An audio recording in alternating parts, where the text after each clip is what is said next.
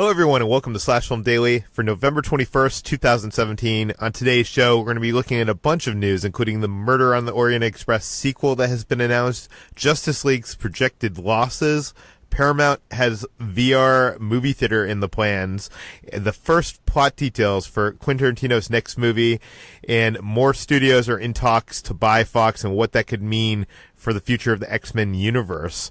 And Disney Pixar head John Lasseter has stepped down amidst allegations, sexual harassment allegations. We'll get into that. We'll dive deep into that a little bit later.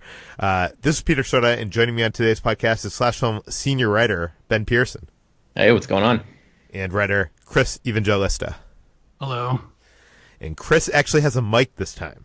Not that he didn't have a mic. Apparently he has had a mic, but his computer kept on changing it to his computer to record from the computer mic. And so we have heard your emails, your messages, and Chris will hopefully sound 100 times better today. Yeah, we'll see. He still has the gruff voice. We can't alter that. That's just him. I'm stuck with that, so sorry. I know I promised yesterday that we would be talking about news other than Justice League news, but we just can't get away from the Justice League news. Today we have learned that Justice League is projected to lose 50 to 100 million. Ben, what do we know? I mean, that's essentially it. There's a report at Forbes that says that the film, which opened to $94 million in its opening weekend domestically, which is the lowest grossing opening for a DC Extended Universe movie, is now on track to lose between $50 and $100 million for Warner Brothers. And the reason for that is because the budget is estimated to be about $300 million, and there's theoretically $150 million on top of that in marketing costs. And this is something we talked about yesterday, but now, some people have crunched the numbers, and that seems to be, based on how the film has performed thus far, an estimate of how much the movie will possibly lose. And this is not great news for Warner Brothers, who's expecting this to be their biggest movie yet, and that lowest grossing opening for the DCEU is a title that you would maybe expect a smaller film to hold, not one of their biggest movies that brings all of their major heroes together. So this has got to be nothing but a disappointment for them. Yeah, we should note that Warner Brothers, the studio, does not release any of these numbers. We don't know the actual budget. We don't know the actual marketing budgets. So these are all estimates. But, usually, someone like Forbes has a good idea of where it is. And we've already talked at length of what is going to happen to the DCEU following Justice League. So I'm not going to get into that question because we've already done that to death. So let's just move on in the news. Murder on the Orient Express is a movie that I didn't think would do that well, but apparently it is going to get a sequel. Chris, what do we know? Right, so we're apparently going to get the Agatha Christie cinematic universe now, because Kenneth Branagh and Michael Green, who were the team behind Murder on the Orient Express, are coming back to do Death on the Nile, which is the next book in the Poirot series from Agatha Christie. And like Orient Express, it's another story where there's a big cast so that you can have another all-star cast again. So I didn't realize Orient Express did that well, but apparently it did well enough to keep this series going. Now, Ben, I know that you were very much looking forward to Murder on the Orient Express. Did you end up seeing it? I did, yes. What do you think about this news? So I'm torn, because I actually sort of like the idea of seeing more of Kenneth Branagh's Poirot, because I liked his interpretation of that character. I did not really care for his directing and the movie adaptation of Murder on the Orient Express very much. I thought that every decision that they made that changed things from the way that the story originally played out in Agatha Christie's novel was a mistake and made the story actively worse. But I was not a fan of Branagh's direction. So I feel like if he sort of maybe if he writes the screenplay with Michael Green, or I don't know if there's some way for him to not direct the next movie but star in it, I would be totally cool with that. And I love the idea of just following his character in these like ridiculous adventures that he goes on. I know a lot of people were pleasantly surprised by Murder on the Orient Express and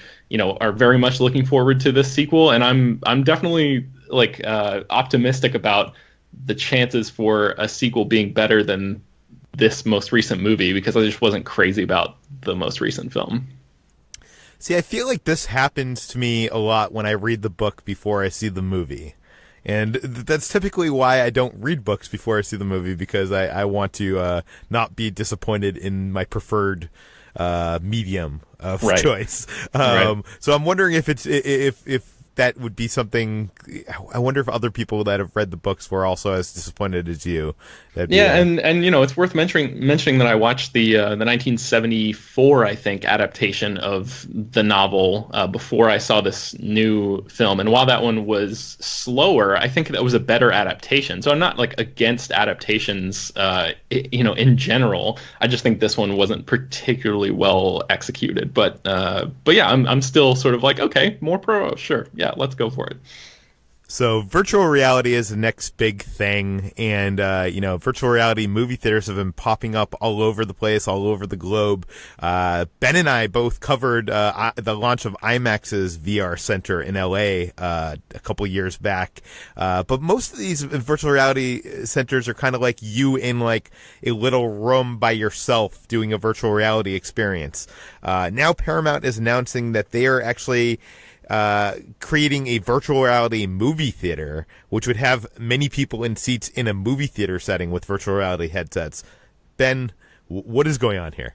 Yes. So to be clear, there's a big difference between these brick and mortar locations, like the IMAX one you were just talking about, and what Paramount is doing here. So they've teamed up with a company called Big Screen, and they are launching a completely virtual theater experience that begins next month. So consumers who have any brand of virtual reality headset at home just sign into this website and you enter a virtual reality theater where you can, from the comfort of your couch, walk in quotes into this theater and like pass theatrical one sheets on the wall and, pick your seat in a virtual room that looks just like a theater and watch a movie. And they'll play trailers and stuff like that beforehand.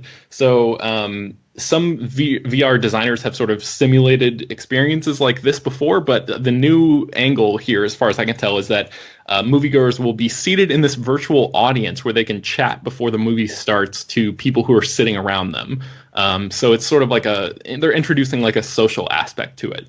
I have to assume that the volume of the people in your virtual theater will be muted or silenced, as soon as the movie begins. But otherwise, then what is the point of watching a movie with all these people if you can't hear them? Like I feel like part of the reason why I see movies in theaters for that kind of like reaction to jokes or scares, or do you know what I mean? Like being part of that communal experience.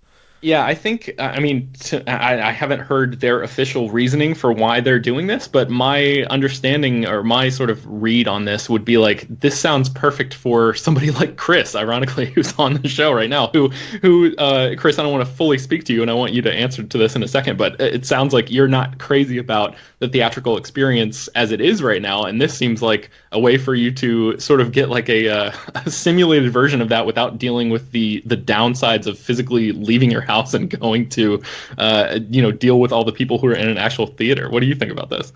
Yeah, that sounds great to me, honestly. I love the idea of being able to mute everyone around me. That would be fantastic.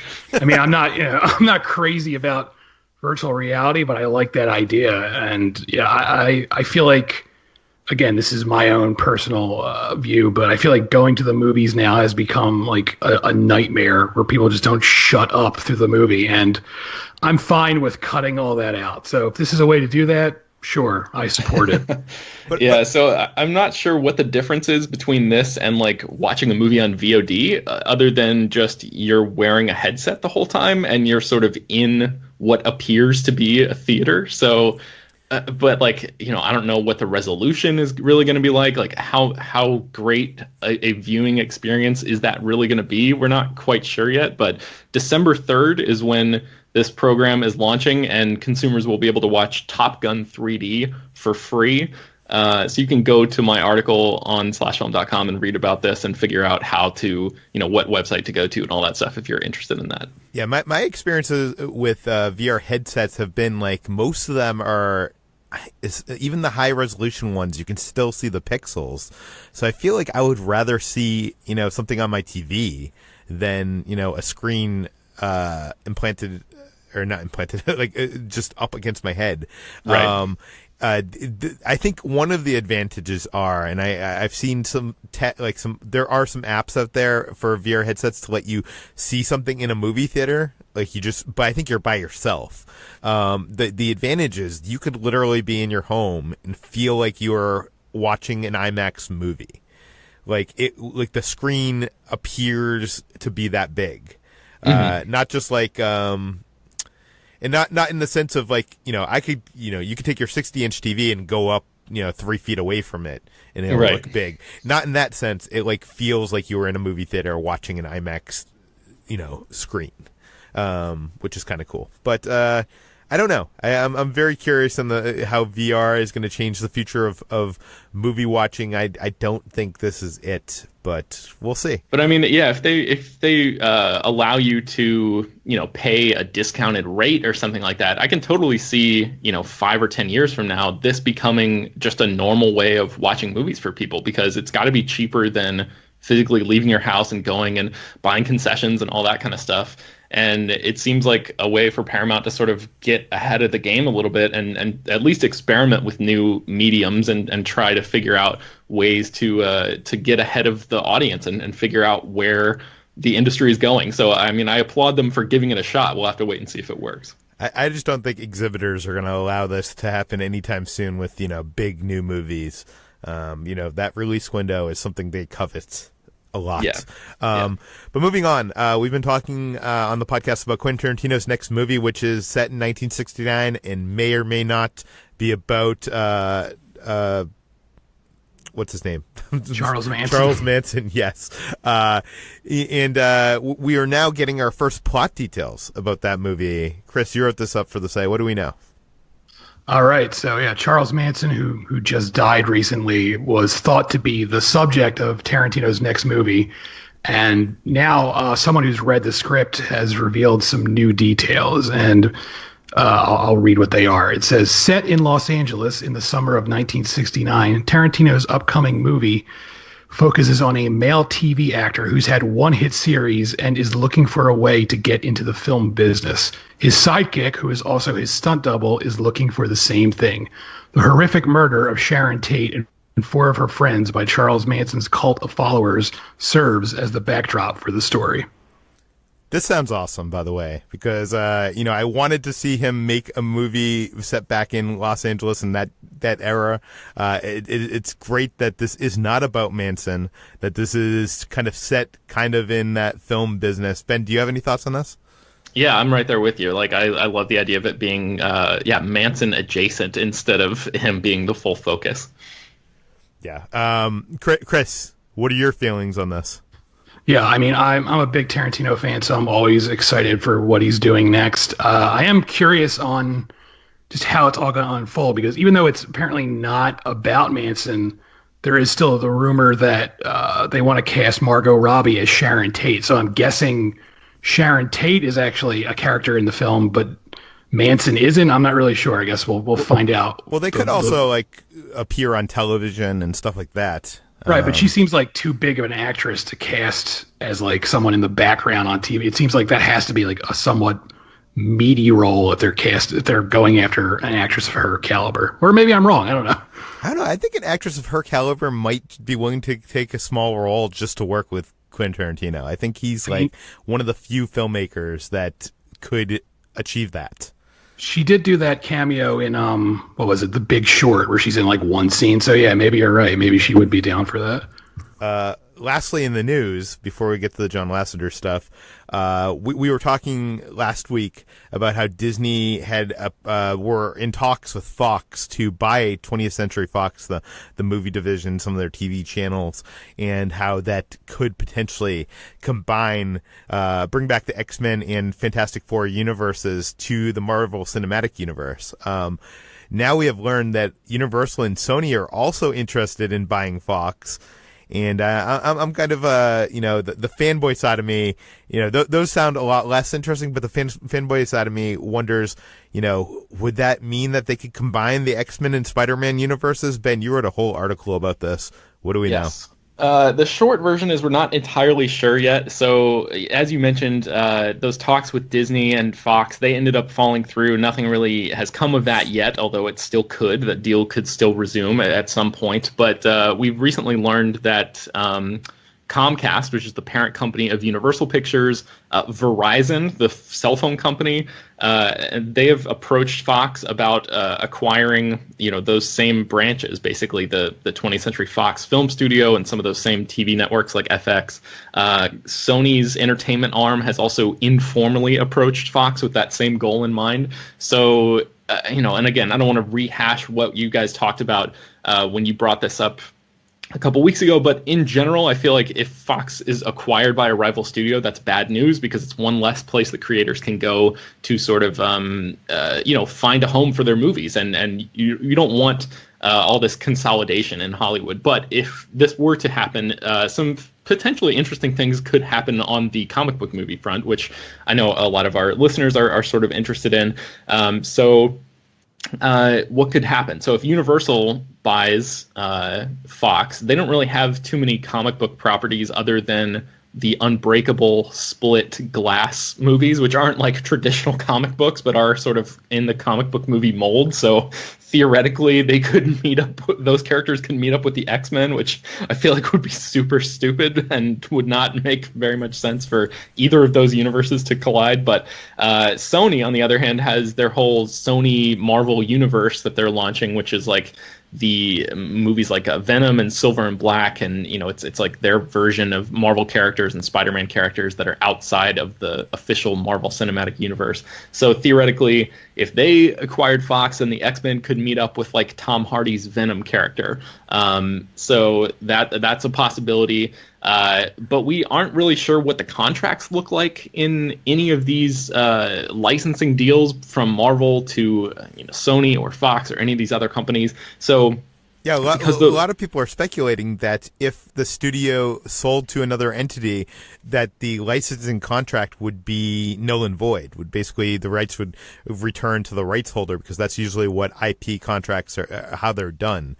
That that studio like Sony would still own all the Spider-Man movies, but not Sony, Fox would still own all the previous X-Men movies, but going forward, the rights would revert back to Marvel.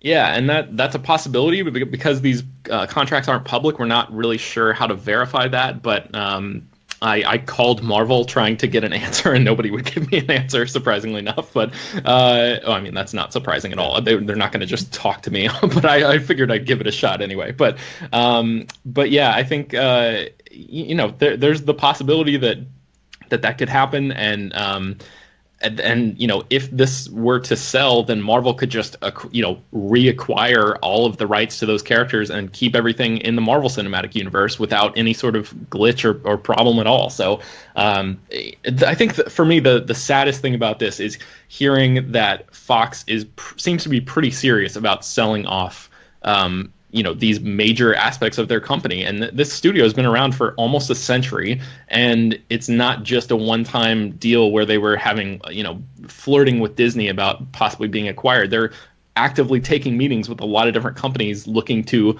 offload those assets, and that's sort of a bummer because there's a lot of history there, and yeah, the conglomeration and all that stuff that we were talking about earlier. But yeah, that's where we are right now. No, agreed.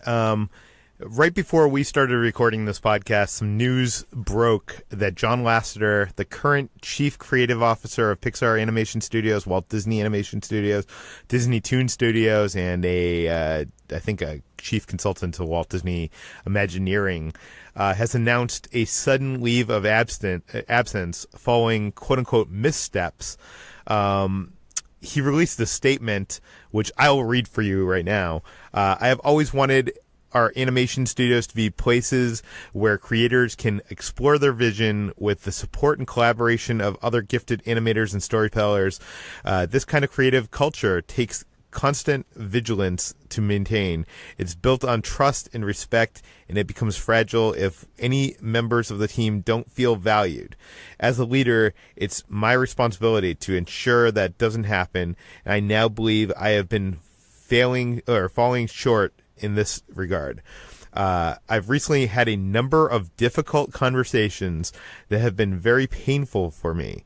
It's never easy to face your missteps, but it's the only way to learn from them. As a result, I've been giving a lot of thought to the leader I am today compared to the mentor, advocate, and champion I want to be. It's been brought to my attention that I have made some of you feel disrespected or uncomfortable. That was never my intent. Collectively, you mean the world to me, and I deeply apologize if I have let you down. I especially want to apologize to anyone who has ever been on the receiving end of an unwanted hug or any other gesture they felt crossed the line in any way, shape, or form. No matter how benign my intent, everyone has the right to their own boundaries and have them respected. He goes on to basically say he's had conversations with Disney about this, and he is stepping down, I think, for like a 6-month sabbatical. He doesn't really address any of what the accusations are, but an article came out in the Hollywood Reporter touching on them. Chris, what do we know? Right. So as you said, the apology he issued doesn't really acknowledge anything other than maybe hugging and making people uncomfortable, but almost immediately after the first story came out, another story came out that acknowledges sexual misconduct on Lasseter's part that includes grabbing, kissing, making comments about physical attributes. That's a direct quote. And also the piece goes on to say that even though Rashida Jones is still credited as one of the writers for the upcoming Toy Story 4, she actually left the project very early on in development because of unwanted advances Lasseter allegedly made towards her. And the article goes on to talk about sources that have said other women at Pixar knew to turn their heads quickly when encountering Lasseter to avoid his kisses. I think this is, again, probably the tip of the iceberg of what we're hearing. It seems like New York Times and the Washington Post were both working on stories alongside the Hollywood Reporter on Lasseter, and this statement doesn't come out of nowhere. This comes preemptively, in my opinion, to combat the stories that are to come. And, not knowing what is going to be in those stories.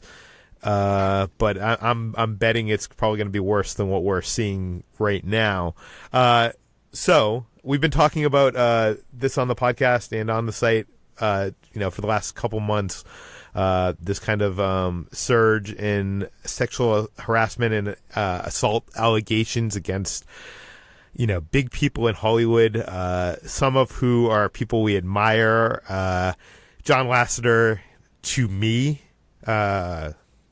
is like Walt Disney. Do you know what I mean? And this is like just crushing. Ben, do you have any thoughts on this?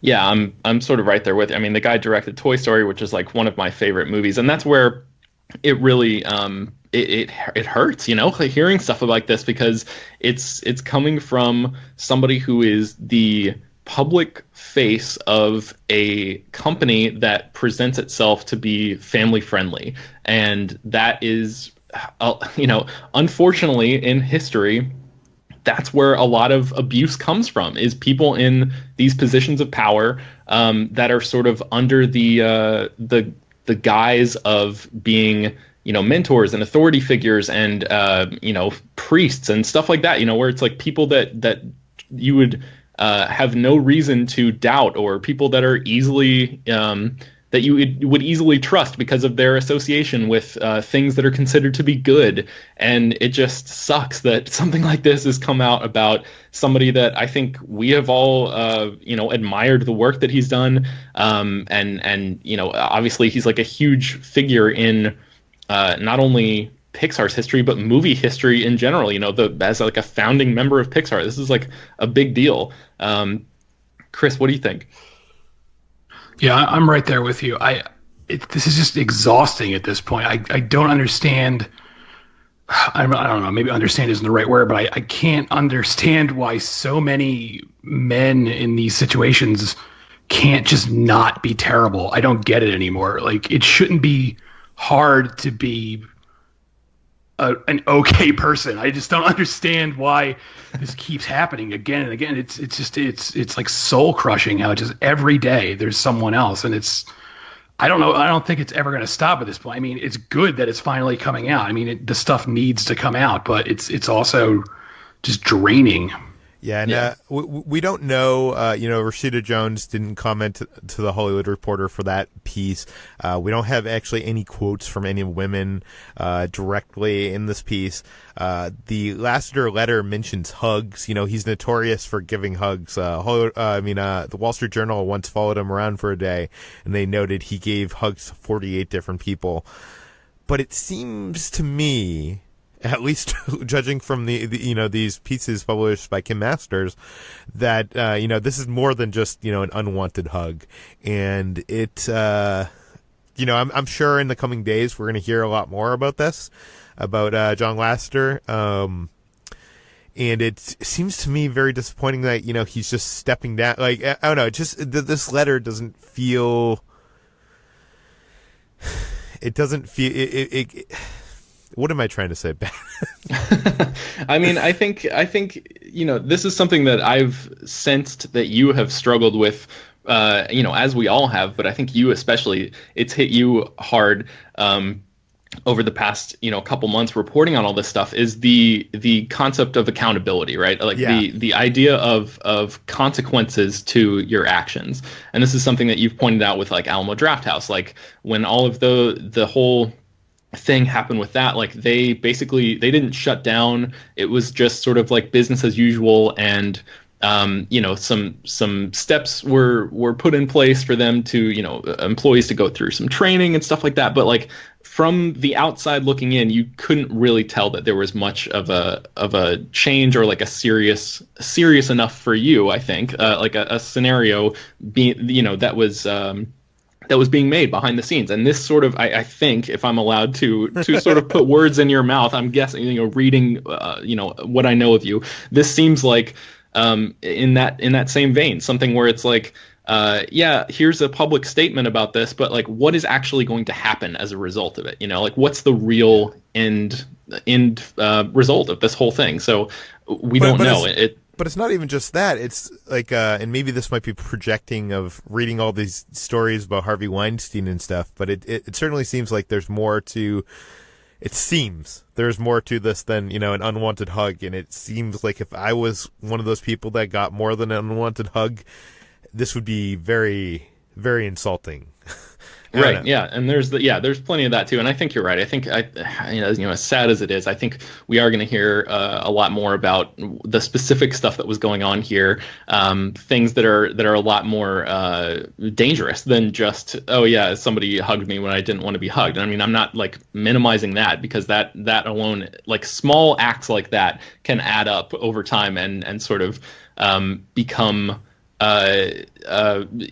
crippling in their own way. But I think I feel like something, if you have stories that are supposed to be on their way from places like the New York Times and the Washington Post, I feel like it's going to be more than just, John Lasseter really, really liked to hug people, What effect do you think this is going to have on Pixar and Disney? I mean, John Lasseter is also, he's not directing Toy Story 4, but that was envisioned as a, love story based on his love for his wife Nancy.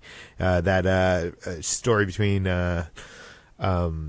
Bo Peep, Woody, and Woody, and like, is that still going to happen? Like, they're far along in production. What do either of you think would be what is going to be the result of this stuff coming out? Chris, what do you think? I don't want to sound defeatist and like negative, but I feel like the way the world works is nothing's going to change with, like, I feel like by the time Toy Story comes out, we're going to already have moved on as a culture to whatever next terrible thing is happening in this never-ending cycle of terribleness. I know that sounds really negative, but it just seems the way things are, where right now this is a big deal and it should be a big deal, but I have this terrible feeling that, in a few months, no one's going to care anymore. And by that time, we'll have all moved on. I don't know. I still think that this is not just the tip of the iceberg for the Lasseter stuff, but I think the tip of the iceberg of us hearing about things in Hollywood. And this is something that is totally unexpected. This is probably one of the possible worst to happen for me to learn is, someone like this, someone you idolize, to be a scumbag, or possible scumbag. I'm wondering, guys, is there anybody worse in Hollywood that could hit you worse than Lasseter? For me, it's like Tom Hanks and Spielberg. Like, those are the two where it's like I would just, especially Hanks, like, that's just, he's built his entire career around the image of being like a great guy. And, from all stories that we've ever heard of him before, that's exactly what he's like. So if anything like that happens, I would be pretty crushed about it. But, on a selfish level of like, oh man, like that really sucks. I mean, not crushed on the level of like somebody who's had something like that happen to them before in their real lives. So, my disappointment would pale in comparison to anybody who is actually, legitimately victimized by any of these people. Yeah, Chris, can you think of anybody that are on your like list of you absolutely do not want to see their name in a headline that also has the word sexual assault or harassment? Yeah, Spielberg would also be one for me. Spielberg and Scorsese are like the two names, because like those two guys are like the reason I love movies. Like the reason I pretty much devoted my life to movies in general is because of Martin Scorsese and Steven Spielberg. And if something about them came out like this, it would suck. It would just be really bad, because it would be almost like I've devoted my life to like a lie in a way. Like, I love these guys and I love their films, but they're both, monsters. That would just suck. I don't even know how I'd process that. Yeah, it'd be. We've talked a bunch about the people, the artists affecting the art, and our opinions of the art. And I can't imagine if we had learned Steven Spielberg did stuff like that. We're talking theoretical. This is not anything we know. That would destroy so many movies for me, I think. And I wonder if anything we're going to learn about John Lasseter is going to affect my ability to revisit some of these classic Pixar films. But Peter, do you think that that Pixar is going to need to find a new public face? Like, do you think that after the 6-month sabbatical, like, Lasseter is just going to sort of disappear and not come back? And let's pretend that happens. Like, what impact would that have on the studio from the way that you understand that they operate? Well, I mean, Lasseter and Ed Catmull have obviously elevated Walt Disney Animation Studios to a degree that, I'm more excited about their releases than the Pixar releases. The departure of John Lasseter, I think behind the scenes, a lot of people have been talking about for a while, not because of allegations, but I think, he's getting up there in age and he wants to retire. So I think maybe this could be a good excuse for that to happen. I know they've talked about Pete Docter, the director of Monsters, Inc., and Inside Out, possibly stepping up into that role. I don't know. I don't know what effect, you know, how much is John Lasseter responsible creatively for what we're seeing from Pixar and Disney, or how much is it responsible the Pixar Disney brain trusts are responsible as a whole? I don't know. Yeah, that's sort of what I was getting at, because like from the way I understand it, there are, as much as it sucks that all this is happening, especially to the people that it happened to and all that stuff, I certainly don't want to minimize any of that, but just like from a purely business perspective for the Walt Disney Company and for Pixar moving forward, it seems like maybe Lasseter wouldn't be that much of a loss, because that brain trust is so strong and the entire Pixar process is so story dependent, and it seems like Lasseter from the outside looking in is just a really great manager and understands. I just interviewed the producer of Olaf's Frozen Adventure recently, and he was telling me about how Lasseter would, come over and like help them through some story stuff, and like occasionally they just go and present things to him like once a month. And he was saying how invaluable Lasseter is as a resource, because he just has his finger on the pulse of like the American people and like what he has a really good idea of what audiences respond to. But I can't imagine that his sense of that is that much better than anybody else's in the Pixar brain trust. Like I feel like it might be blasphemous to say, but I feel like he would be like fairly easily replaceable with a lot of those guys that have been around since the beginning and worked on the original Toy Story and have decades of experience at this point. So I wonder how much change we would really see or experience or feel because of Lasseter's absence. Yeah, but it's also interesting because a lot of those guys, it seems like, want out. Andrew Stanton wants to direct live-action films. Brad Bird wants to direct live-action films. It doesn't seem that they want to be the John Lasseter of Pixar. And they're still part of that Pixar brain trust. But as they, if their careers pick up, they won't be around to go to those screenings and those creative sessions. So yeah, that's true. We don't know. It's also interesting. It occurs to me that, when I was growing up watching, the Magical World of Disney, as a kid on ABC, and, Michael Eisner would come on. He was kind of like the face of Disney, kind of like, I guess, the way Walt Disney was when he was alive. And John Lasseter has been that to a little extent. I now realize why it's so dangerous to have a human figurehead for your company and to represent your company on that level, because if something happens with that person, it's a house of cards. You've basically created a company based around that person. So I think I know you're talking about on a filmmaking level and a creative level of what impact he has on that company, but I think from a public perception level, it's going to be interesting to see what kind of impact if there are more allegations, if there's actually people that actually come out publicly, which have not happened yet. We should state that. What kind of impact that will have on Pixar and Disney as brands? Yeah, for sure. Okay, you can find more of my work at /film on Twitter. You can find Ben at Ben Pearson on Twitter. You can find Chris at C Evangelista something on Twitter. C Evangelista 413. 413 on Twitter. You can find all the stories we talked about today in the show notes and on /film.com. You can find this podcast published every weekday on iTunes, Google Play, Overcast, all the popular podcast apps. You can send us emails, Peter at /film.com. Ask us questions, give us feedback. Please go to iTunes, give us a rating, give us a review. And I should also say that with this being a holiday week, we're going to be taking some days off at the end of the week. I'm not sure if we're going to have an episode tomorrow. It'll really depend on news, but Hollywood kind of shuts down during these days, so we may or may not have an episode tomorrow. If we don't, I want to say happy Thanksgiving to you all, and we will see you next time.